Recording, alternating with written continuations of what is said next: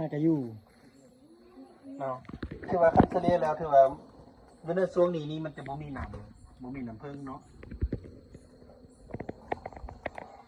บึ้งต้วนมันเท่านั้นต้วนมันเต้นมัน เห็นบ่เนาะมันจะเป็นแบบนี้นี่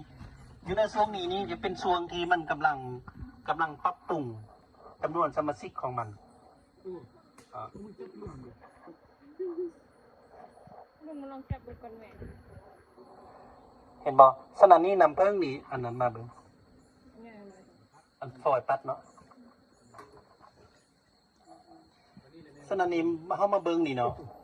มันจะแม่นอันมันเลยน้ำผึ้งมันจะติดอยู่ถึงเนาะเห็นบ่น้ำผึ้งมันมีแต่น้อยเดียวเท่านั้น